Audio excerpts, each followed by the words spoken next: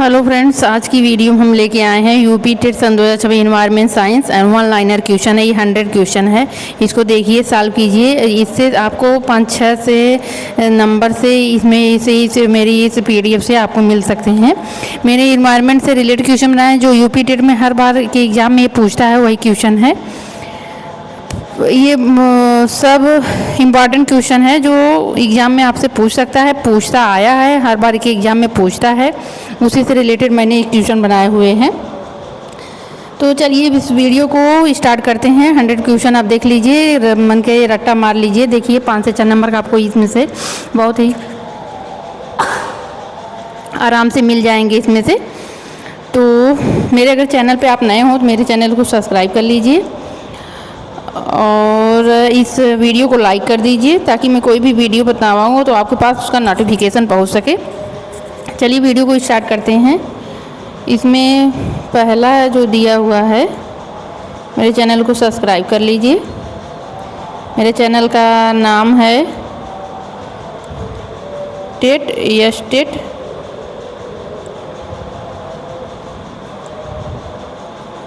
Mission. मैं इसी channel पे अपना सब जो क्वेश्चन है मैं इसी पे डालती रहती हूँ। Test mission. अगर मेरे चैनल को आप सब्सक्राइब कर लीजिए तब, ताकि कोई भी वीडियो हो आपके पास। टेस्ट के लिए भी बनाती हूँ या स्टेट के लिए भी बनाती हूँ।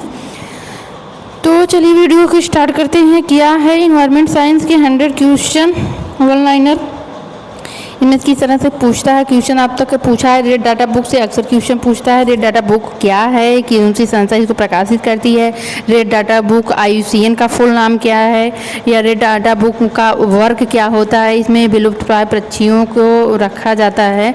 इसमें एक पिंक पेज होता है, एक रेड पेज होता है। तो उसी में इंडेंजर्ड जो स्पीसीज होती हैं जो विलुप्ति के कगार पे हैं, इस रेड डाटा बुक में रखा जाता है। इन्वायरमेंट से जो प्रचलित ये क्वेश्चन है जो WWF से भी हमेशा हर बार के एग्जाम में क्वेश्चन पूछता है। WWF का फुल फॉर्म पूछता है। इसका पुराना नाम क्या था, इसका नया नाम क्या है, इसकी स्थापना की कब हुई, इसका प्रतीक क्या है। इसी से रिलेटेड WWF से इन्वायरमेंट से ये इन्वायरमेंट स्टडी से किस लिए पूछता है, क्योंकि ये पर्यावरण संरक्षण के क्षेत्र में ये कार्य करता है। तो इसलिए इन्वायरमेंट स्टडी से इसे WWF डाटा बुक ये सबसे क्वेश्चन, इकोसिस्टम इकोलॉजी, इस सबसे क्वेश्चन हर बार के एग्जाम में बनते हैं। तो चलिए स्टार्ट करते हैं। वीडियो देखिए।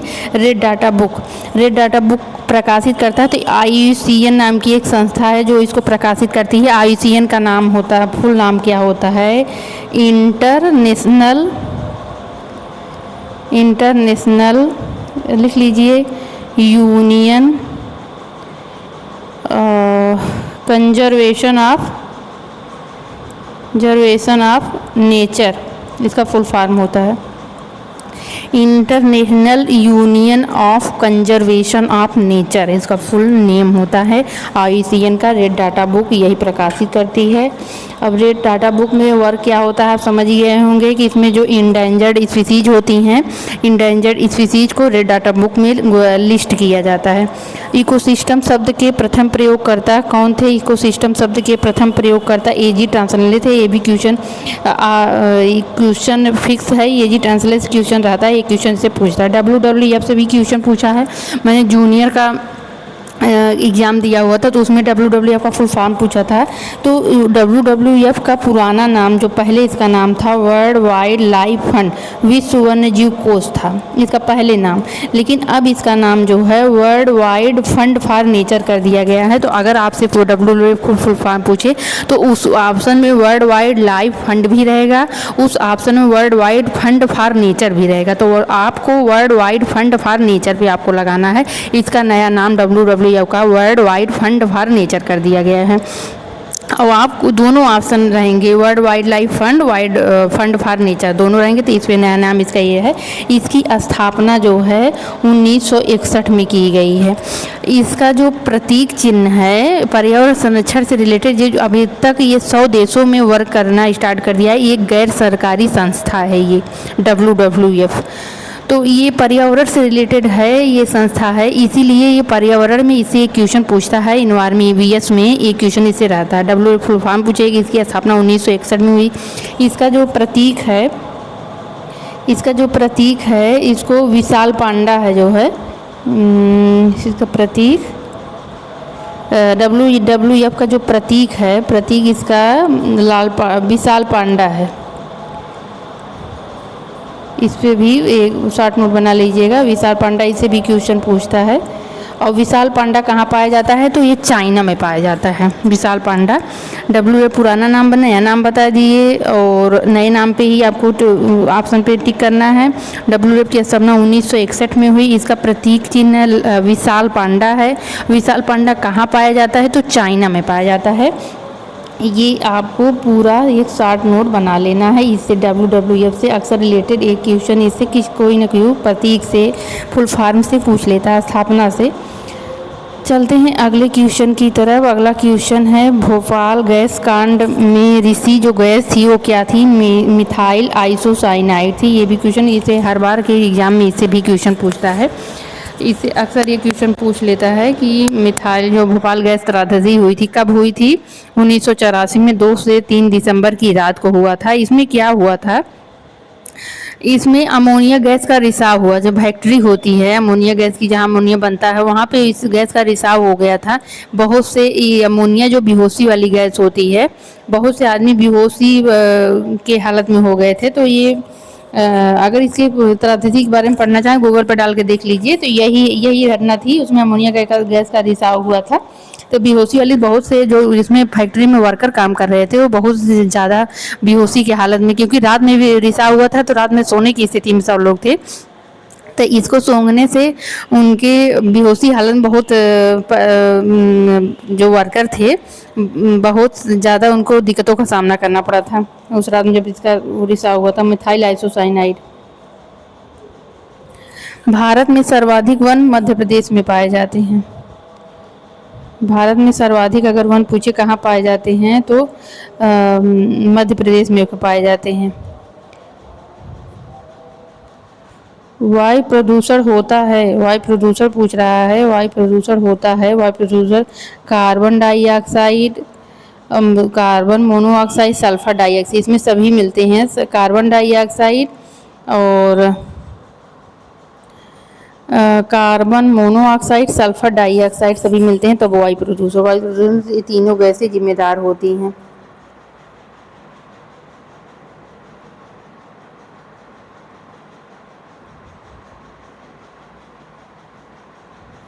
अगला है कि बोडो परीक्षण में मापन होता है। तो ये बोडो, ये BOD है,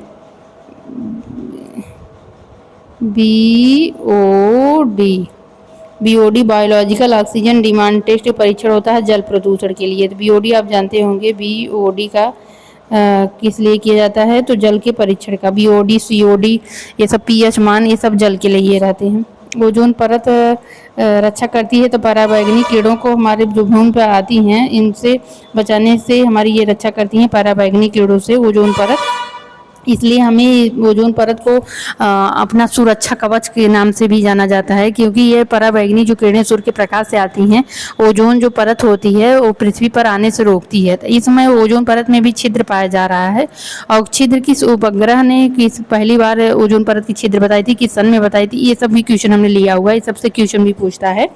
ओजोन परत जो है समताप मंडल में स्ट्रेटोस्फीयर में पाई जाती है। ये सुरक्षा कवच का, हमारे सुरक्षा कवच का कार्य करती है।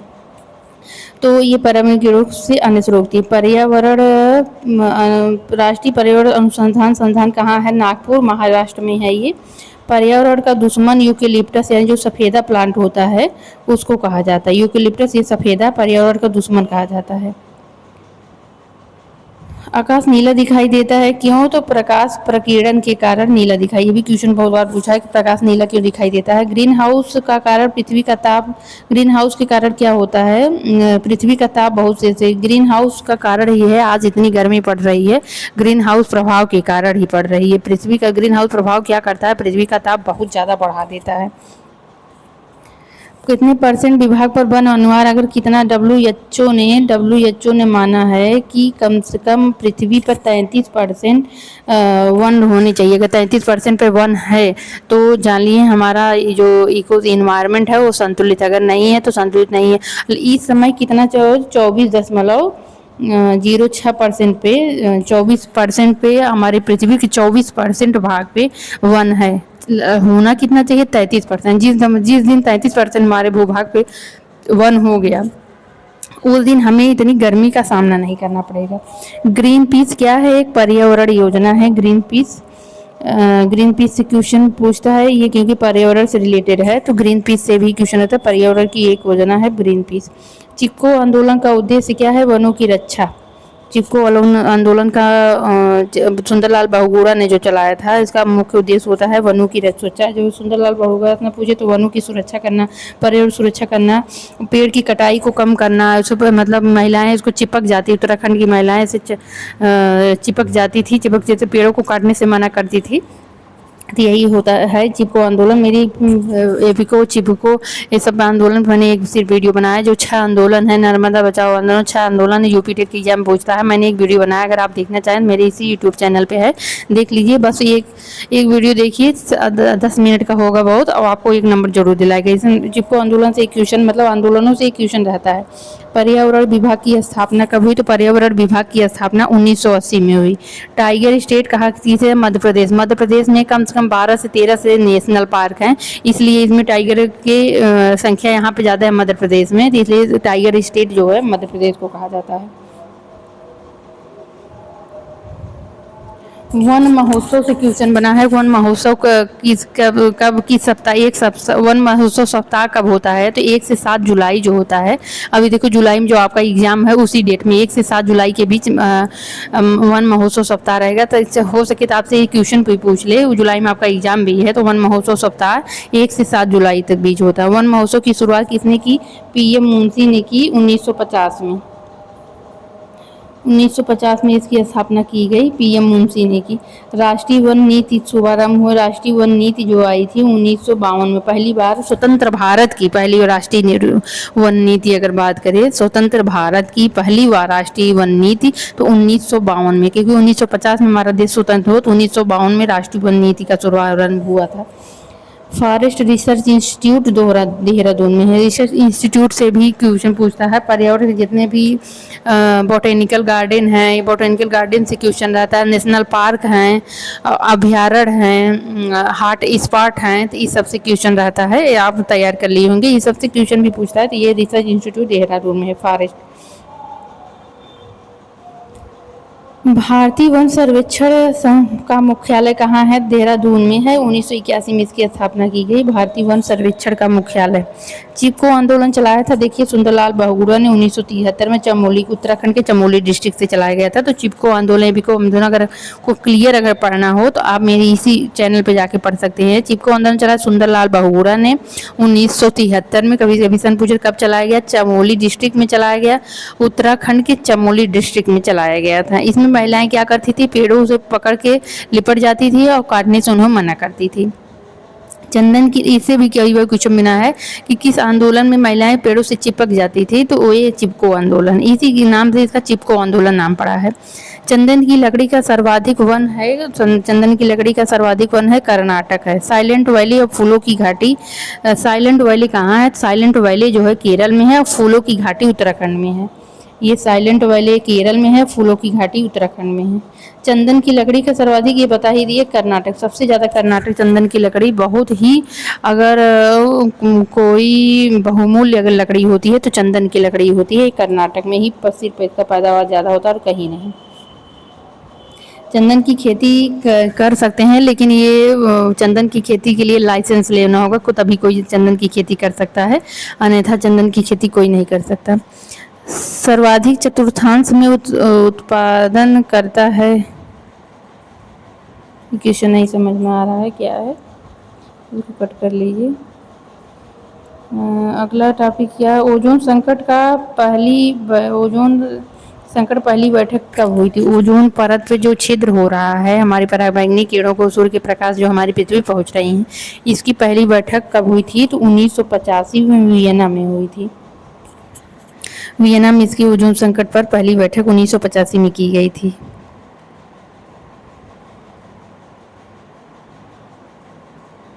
ये भी नहीं समझ रहा है क्वेश्चन, ये क्या दिया हुआ है?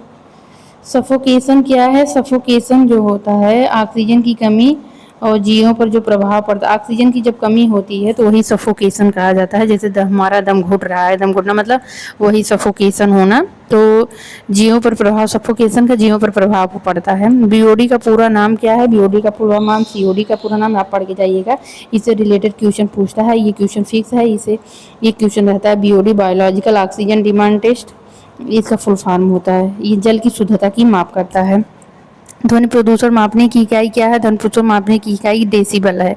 भविष्य का ईंधन किसे कहा जाता है? तो हाइड्रोजन को कहा जाता है भविष्य का ईंधन। और ध्वनि मापने की जो इकाई है इसको डेसिबल, ये भी याद रखिएगा, ये भी कई बार एग्जाम में पूछा है। भविष्य का ईंधन किसे कहा जाता है? भविष्य का ईंधन हाइड्रोजन को। पर्यावरण की रक्षा कवच, देखिए ओजोन परत है। ओजोन परत को भविष्य पर्यावरण का कवच कहा जाता है। सर्वाधिक ओजोन क्षयकारी गैस क्या है? सीएफसी। सीएफसी है, सीएफसी, क्लोरोफ्लोरोकार्बन। क्लोरोफ्लोरोकार्बन सीएफसी है, क्लोरोफ्लोरोकार्बन। सबसे ज़्यादा खतरनाक यही गैस है। हाइग्रोमीटर, हाइग्रोमीटर से भी क्वेश्चन बना है कि हाइड्रोमीटर का प्रयोग किस में किया जाता है?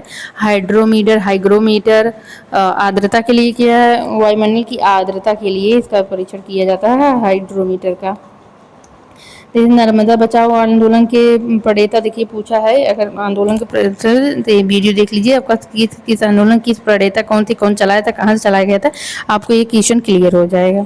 नर्मदा बचाओ आंदोलन की प्रणेता मेधा पाटेकर है।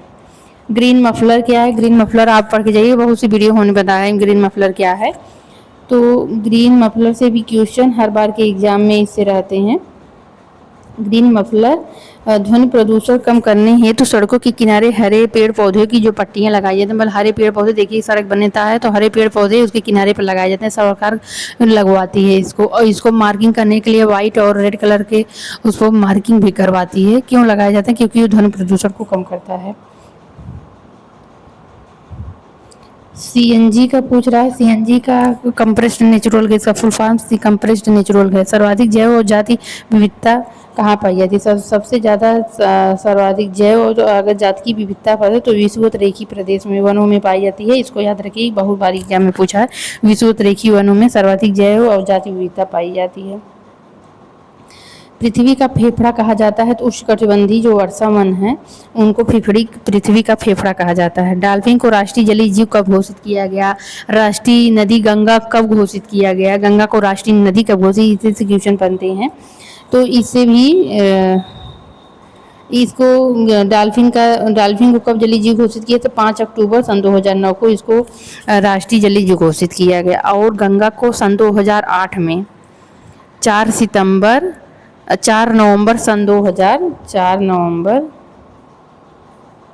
सन 2008 को गंगा को राष्ट्रीय नदी घोषित किया गया था। और ये गंगा का जो टाइगर किसे कहा जाता है? ये भी एक उपमा है, डॉल्फिन को कहा जाता है।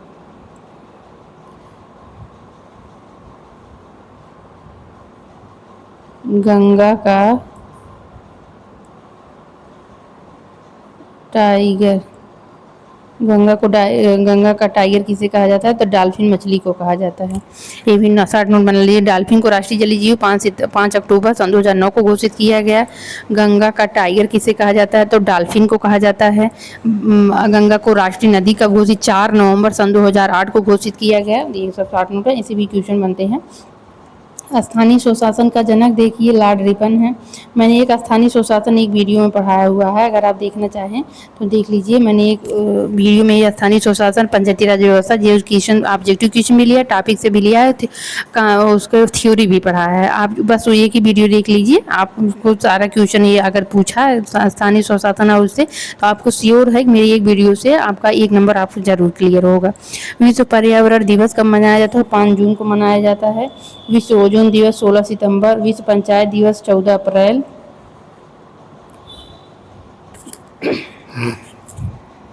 भारत में प्रथम जैव मंडलीय आरक्षित क्षेत्र क्या था? नीलगिरी था। पहला अगर जैव मंडलीय आरक्षित क्षेत्र था नीलगिरी था। कि नीलगिरी कहाँ तक है? केरल, कर्नाटक, तमिलनाडु तक फैला हुआ है। केरल, कर्नाटक और तमिलनाडु तक फैला हुआ है। हरे सोने की उपमा किसे की दी जाती है? तो हरा सोना किसे कहा जाता है? काला सोना किसे कहा जाता है? काला सोना काली मिर्च को भी कहा जाता है, पेट्रोल को भी कहा जाता है, हरा सोना वन को कहा जाता है, वन को हरा सोना कहा जाता है। इससे भी रिलेटेड क्वेश्चन पूछता है कि कुछ कहा जाता है भारत के संविधान में वन को किस सूची में रखा गया है, तो वन जो है समवर्ती सूची का विषय है।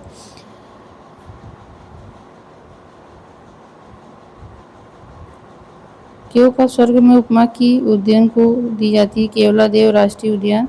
ये भी क्वेश्चन नहीं, क्या प्रिंट हो गया है, नहीं समझ में आ रहा है। विश्व का कौन सा द्वीप केवल पक्षियों के लिए प्रसिद्ध है, तो करजन द्वीप एक है जो सिर्फ पक्षियों के लिए फेमस है, यहाँ सिर्फ पक्षियाँ पाई जाती हैं। किस उपग्रह द्वारा ओजोन छिद्र की उपस्थिति मालूम की गई, एक उपग्रह था,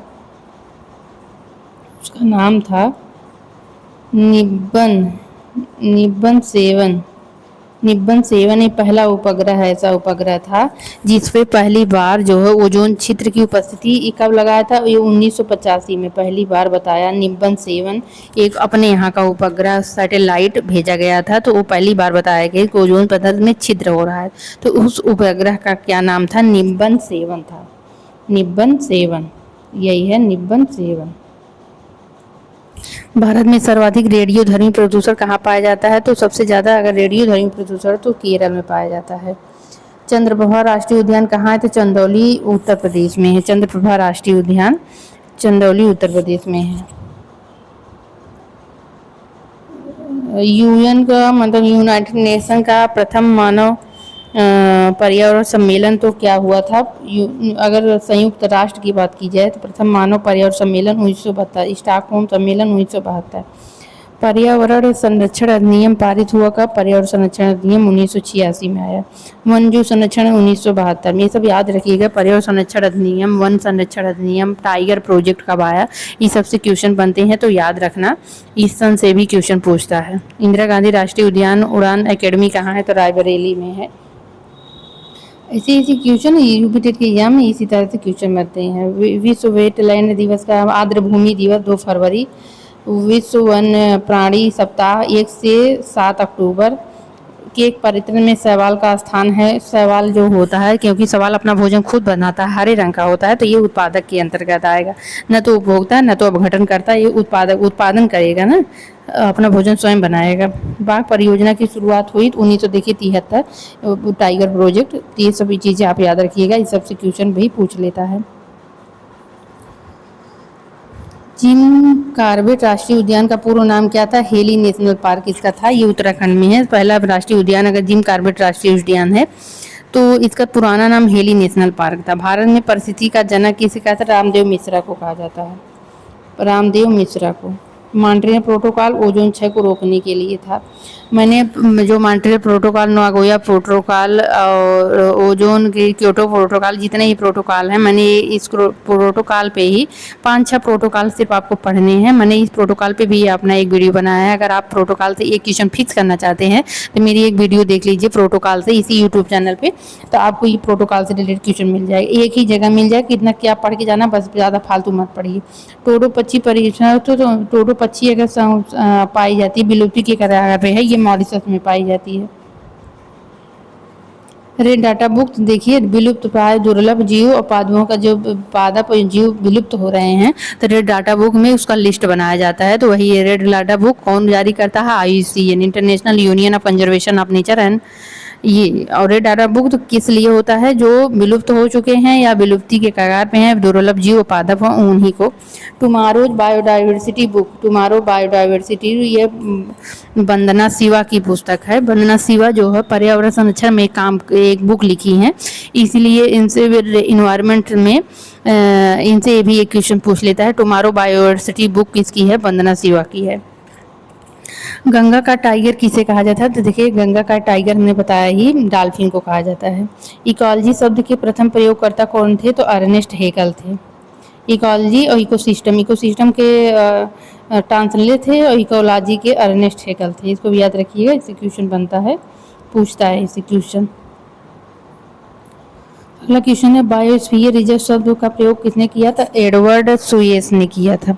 जैव विविधता शब्द का प्रयोग किसने किया था? वाल्टर जी रोजेन ने किया था। जैव विविधता शब्द बायोडाइवर्सिटी का शब्द का प्रयोग वाल्टर जी रोजेन ने किया था। इसको याद रखिएगा, इससे भी क्वेश्चन रहते हैं। हॉट स्पॉट शब्द के प्रथम प्रयोगकर्ता कौन थे? तो नॉर्मन रेयर्स थे। भारत का सबसे बड़ा बाघ रिजर्व कौन सा है? नागार्जुन सागर श्रीशैलम आंध्र प्रदेश में है ये। तो सबसे बड़ा बाघ रिजर्व अगर है तो ये है नागार्जुन सागर। ये कहाँ है? श्रीशैलम आंध्र प्रदेश में है। अगला क्वेश्चन है कि देश का पहला गिद्ध प्रजनन केंद्र तो धर्मपुर है। ये धर्मपुर कहाँ है? आसाम में है। तो यहाँ पे पहला गिद्ध का प्रजनन केंद्र बनाया गया था, धर्मपुर आसाम। स्वतंत्र भारत की पहली वन नीति कब आई थी? स्वतंत्र भारत की पहली वन नीति 1952 में आई थी। राष्ट्रीय जल नीति कब बनी थी? 1987 में पहली बार आई थी और सन 2002 में इसे सन 2002 में दूसरी बार आई है। राष्ट्रीय जल नीति भी पूछ लेता है। राष्ट्रीय जल नीति 1987 में पहली बार बनी थी। जल की सुरक्षा के लिए, स्वच्छता के लिए पेयजल पे मतलब काम किया जाए, तो पेयजल हमारा शुद्ध होना चाहिए। इस पे जल नीति बनाई गई थी 1987 में और दूसरी वाली सन 2002 में नई वाली बनी है। ओजोन परत क्षय होने का पता लगाया गया 1985 में और किस अंटार्कटिका जो महाद्वीप है इस पे पता लगाया अंटार्कटिका महाद्वीप में 1985 में। अंटार्कटिका पहली बार पता चला था कि ओजोन परत में छिद्र हुई 1985 में। और जो 1985 में वही सैटेलाइट पता लगाई थी, उसने पर सैटेलाइट का भी हमने नाम बताया क्या है? निब्बन 7। ये पहली सैटेलाइट थी जो 1985 में पहली बार ओजोन के छिद्र की जानकारी दी थी। भारत के प्रमुख वनस्पति कौन से हैं? पतझड़ वन को जो है प्रमुख वनस्पतियों में से माना जाता है। मरीन राष्ट्रीय उद्यान कहाँ है? मरीन राष्ट्रीय उद्यान ये अंडमान निकोबार। मरीन राष्ट्रीय उद्यान एक बार टेट की एग्जाम पूछा, मरीन राष्ट्रीय उद्यान कहाँ है? सरिस्का कहाँ है? रणथंभौर तो राजस्थान में है। मरीन अंडमान निकोबार में है। वनों की ताज़ा रिपोर्ट जारी करता है तो वन सर्वेक्षण जो विभाग है वनों की ताज़ा रिपोर्ट जारी करता है। इसका आंसर ये है। राष्ट्रीय पक्षी दिवस कब मनाया जाता है? तो 12 नवंबर को मनाया जाता है राष्ट्रीय पक्षी दिवस। ये डॉक्टर सलीम अली के जन्म दिवस पर 12 नवंबर को उनका जन्म दिवस है, तो 12 नवंबर को पक्षी दिवस मनाया गया। सलीम अली के जन्म दिवस पर, डॉक्टर सलीम अली के जन्म दिवस पर। ओजोन संकट पर पहली बैठ 1985 में अभी वियतनाम हुई। ये क्वेश्चन रिपीट हो गया है। अंतर्राष्ट्रीय टाइगर दिवस 29 जुलाई को मनाया जाता है। टाइगर स्टेट किसे कहा जाता है? तो अभी हमने बताया ऊपर मध्य प्रदेश को कहा जाता है, मध्य प्रदेश। वर्षा आंधी तूफान आदि की घटनाएं कहाँ होती हैं? तो वर्षा आंधी तूफान आदि की घटनाएं कहाँ घटित होती हैं? तो ये क्षोभ मंडल में घटित होती हैं। ओजोन परत और स्ट्रेटोस्फीयर किस मंडल में है? तो समताप मंडल में है। ओजोन परत और स्ट्रेटोस्फीयर किस मंडल? रेडियो तरंगे किस मंडल में पाई जाती हैं? तो रेडियो तरंगे आयन मंडल में पाई जाती हैं। वायुयान संचालन के उपयुक्त मंडल कौन सा है? तो समताप मंडल है। क्षोभ मंडल के ऊपर और समताप मंडल के नीचे जो एक लाइन बचती है ये तो वही होता है वायुयान चलाने के लिए उपयुक्त। टाइगर प्रोजेक्ट की शुरुआत कब हुई और क्यों हुई? तो टाइगर जो प्रोजेक्ट था, प्रोजेक्ट टाइगर, इसे भी क्वेश्चन पूछता है, इसको भी पढ़ के जाइएगा। प्रोजेक्ट टाइगर से क्वेश्चन रहता है। तो भारत के बाघों की अस्तित्व को सुरक्षित रखने के उद्देश्य से केंद्र सरकार ने 1 अप्रैल 1973 में टाइगर प्रोजेक्ट की शुरुआत की थी। तो टाइगर प्रोजेक्ट कब आया? 1 अप्रैल 1973। ये भी पूछ रहे थे टाइगर प्रोजेक्ट लाया क्यों गया था? तो भारत में बाघों की अस्तित्व को सुरक्षित रखने के उद्देश्य से केंद्र सरकार ने इसको लाया था, तो टाइगर प्रोजेक्ट, तो बाघों को अस्तित्व को सुरक्षित रखने के लिए। बायोडीजल बनाने के लिए किस बीजों का प्रयोग किया जाता है? बायोडीजल बनाने के लिए रतनजोत यानी जेट्रोफा का यूज किया जाता है। कृषि सिंचाई स्वच्छता जल स्वास्थ्य संविधान की किस सूची के विषय हैं? तो ये कृषि सिंचाई हो चाहे स्वच्छता हो, जन स्वास्थ्य पे अगर कोई कार्य करेगा तो राज्य कार्य करेगा। यानी राज्य में कौन होता है? राज्य में राज्यपाल रहेगा और राज्य में रहेगा मुख्यमंत्री स्टेट में, तो इसके काम करेंगे। राज्य सूची के विषय हैं तो राज्य काम करेगा। जीवाश्म ईंधन के उदाहरण हैं कोयला, डीजल, पेट्रोल, प्राकृतिक गैस, खनिज खनिज तेल, ये जीवाश्म ईंधन जो होते हैं जो प्रकृति में नीचे खोद करके ज़मीन से निकाले जाते हैं तो उस जीवाश्म ईंधन कहते हैं, जैसे कोयला, डीजल, पेट्रोल, प्राकृतिक गैस, ये सब हुआ। पर्यावरण वन मंत्रालय ने गठन भारत सरकार ने कब किया? पर्यावरण वन मंत्रालय का गठन कब हुआ? तो 1985 में ही हुआ है पर्यावरण एवं वन मंत्रालय का गठन।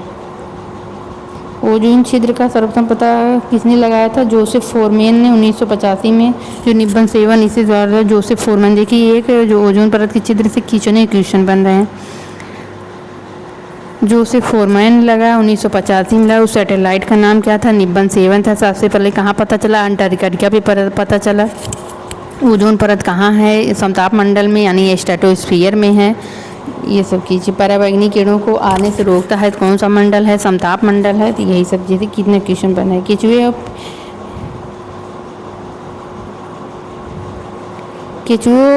चूहो होगा, यहाँ चूहो होगा। केचुओं और चूहों को किसानों का मित्र कहा जाता है। ये क्वेश्चन है, केचुओं और चूहों को किसानों का मित्र कहा जाता है। और चूहों यहाँ कर लीजिए, चूहों को किसानों का मित्र कहा जाता है। केंद्रीय वन बोर्ड का गठन कब हुआ? 1950 में हुआ। कल्प वृक्ष की उपमा किस, अंतिम क्वेश्चन है, कल्प वृक्ष की उपमा किस वृक्ष को दी जाती है? तो नारियल को दी जाती है। कल्प वृक्ष की उपमा कीजिए। ये 100 क्वेश्चन थे, इसको पढ़िए, आप रट डालिए।